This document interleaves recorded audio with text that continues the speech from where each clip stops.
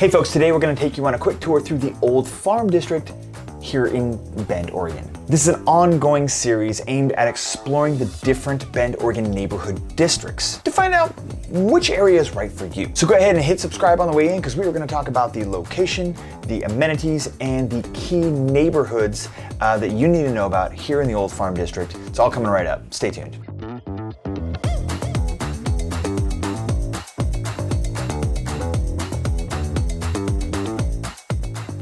So, the Old Farm District actually spans a good chunk of land in the southeast side of Bend, and it includes a bunch of neighborhoods. But before we get to the neighborhoods, let's talk about some of the included amenities here in this area. So a chunk of this neighborhood does border along 3rd Street. And kind of depending on what map you look at and how much you want to fudge the lines, it also kind of borders along the Parkway, like Highway 97. So if you're looking at a map, there aren't a ton of notable amenities in this area, but there are a few that are kind of important and worth mentioning. Fred Meyer's, for example. There is Ross. There's Walmart, and then of course the Factory Outlet Mall. Home to some great factory outlet stores such as Columbia and Nike. I love the factory outlet malls, but they have struggled for years, probably decades, to really fill the whole mall there. It just kind of seems like a revolving door of people that come and go, of tenants and retail stores that come and go out of there. And it's a shame. So I guess what I'm saying is, if anything, it's not that it's a bad thing, it's just that you need to go and support. Let's go and support. We shop at Columbia all the time. There's a bunch of other stores in there that are super awesome that you should support. There's a clothing exchange store, a Play It Again Sports.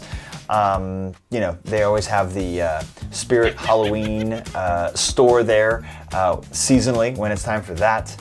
And of course, here's my favorite place, is the corn dog food truck. I'm telling you, it is the best corn dog you've ever had. If you're ever out and about and you see the corn dog food truck, you gotta go get one. It's just awesome. Oh, and of course, support the Factory Outlet Mall. Now there are also a few restaurants in this kind of commercialized area, but really not too many. There's a Japanese like hibachi style restaurant, which is pretty good. There's a Poorhouse, which is kind of a classic pub/sports bar restaurant. That's about it. Parks and entertainment, bit of a mess. This is really more of a neighborhood type district. Anyway, there are a few parks sprinkled here and there throughout these neighborhoods, but nothing really big except for the most notable one in this district, which is the brand new Alpenglow Park. This park is great. It's brand new, just opened a year and a half, maybe probably 2 years ago. 37 acres. It includes a little bit of everything. Playgrounds, dog park, splash pad, a natural area with trails, even a bouldering area. Kind of like indoor rock climbing walls, but they're outdoor. Very cool to check out. Now the truth is, Alpenglow Park isn't technically in this district. It's just like across the street.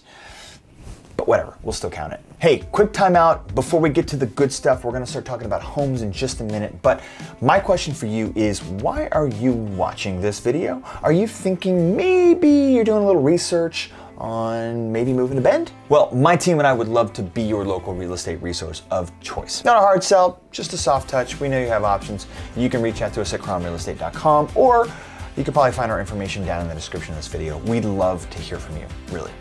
All right, so the big thing about this district is the housing and the neighborhoods. This is mostly single-family neighborhoods, not as dense in population as, say, the Mountain View district, which we've already done a review on, but definitely a large number of homes, single-family homes in this area. So let's go ahead and talk about some of the more notable and popular hoods here. Now, I split these neighborhoods up into two different categories: newer and/or more dense, and typically older and on more land, more acreage. So if you're looking for that classic, more dense neighborhood feel that is honestly what most Bend neighborhoods are like, at least more the newer ones in the last 20-30 years, then we should definitely be looking at the following: SunMeadow, The Bridges, Hidden Hills, and Foxborough/Larkspur. SunMeadow is probably the most dedicated Bend neighborhood when it comes to holiday decorations. I'm not kidding, there is probably 125, maybe 150 homes in this neighborhood,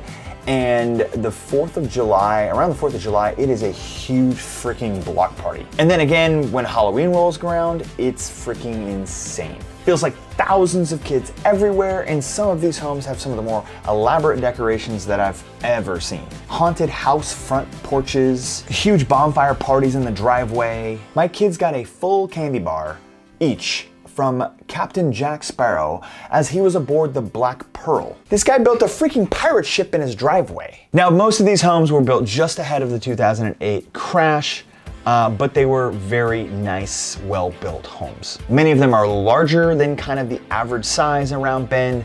They're almost all larger than 2,000 square feet, sometimes getting up into 3,000 square foot range. And they were all polished built. And if you can grab one of these, that's maybe even been, kind of remodeled a little bit, kind of upgrade some of the finishes and stuff, you've got a killer home.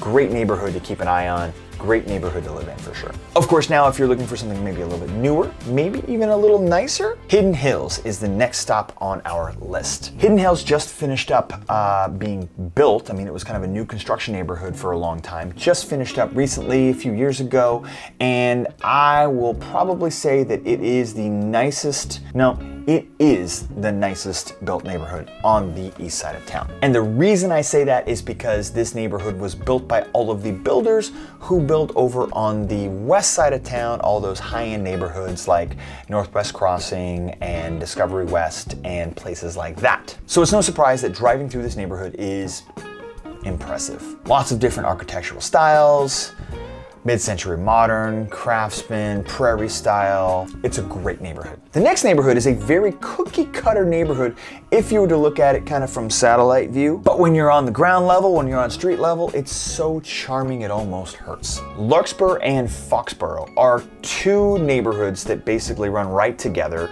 Tiny little bit of a price point difference, but they are both built across the same kind of infrastructure framework. So as you'll notice from above, these are alley loaded homes, meaning the garage is in the back and they have to get in through the alley. All but 6 of them, I think technically. There's a few exceptions, but that's just neither here nor there. Now, normally in many of the alley loaded neighborhoods, especially more modern ones today, the lot size is so narrow that basically the whole back of the house is the width of the garage. Like the width of the house is the width of the garage, and there's no room for yards whatsoever. However, in this neighborhood, the lots are really wide, meaning that a lot of the homes are almost sort of a ranch style, so they're nice and wide anyway. There's the driveway, and then there's plenty of room for a backyard, which is great because it's very private back there.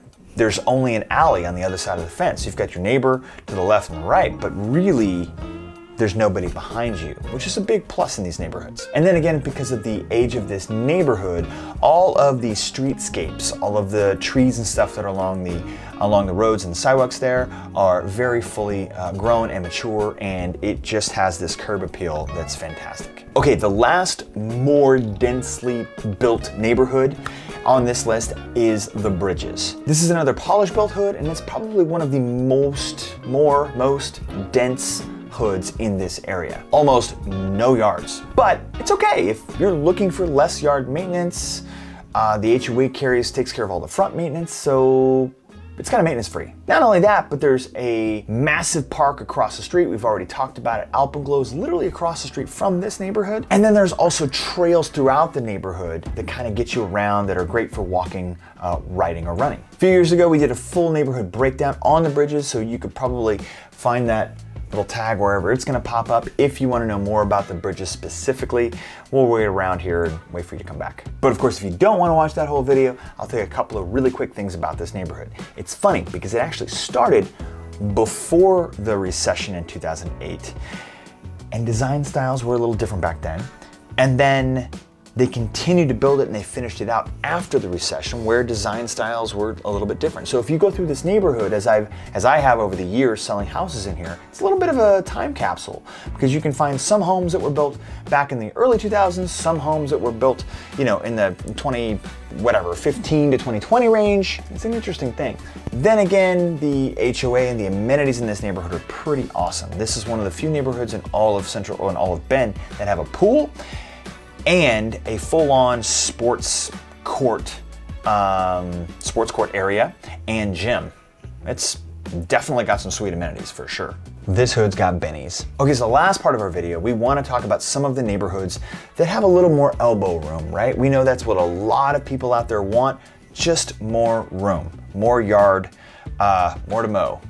And that's what you get when we're talking about some of these older neighborhoods. Telecom Village is a neighborhood of almost 200 homes, all built throughout the 70s. These are some classic ranch-style homes on larger size lots. Now this isn't like acreage, but a quarter acre to even a half acre is still much larger than you're gonna find in some of the other hoods that we've already mentioned. Not only that, but this area also includes some green space that kind of runs throughout the neighborhood that actually really makes each home feel like it's got more space, right? There's green space that runs in between the backyard, so it really spaces things out even better. There's an HOA that covers some of these green spaces, which is great, but also aside from that, this area, certain parts of this neighborhood are pretty heavily forested, so it's kind of nice, has a nice dense forest feeling.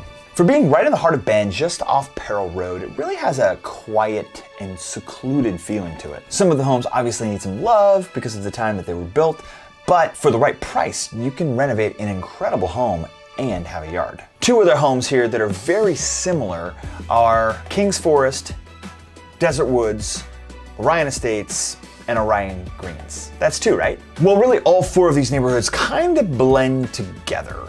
There are more than 300 homes in this section, but what's great is that similar to Telecom Village, because it's a very similar area, all of these homes are kind of forested. They've got some old growth ponderosas in many of the places, some definitely very mature trees, and it has a really nice feeling throughout it. And with lots that are around a half to 3/4 of an acre, there's a lot to love here. These homes are also larger than those in Telecom Village. Those are more entry-level homes, 1,600 square footish range.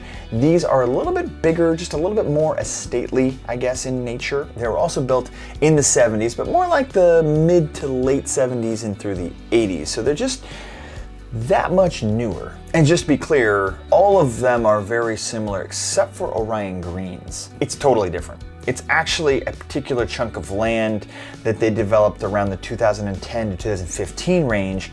So those homes are actually much newer, obviously brand new, almost, only about 10 years old. And they are the best of both worlds on big lots and big newer homes. If you can find one in there, you've really got it all going on. God, we didn't even talk about the new construction neighborhoods in this particular district.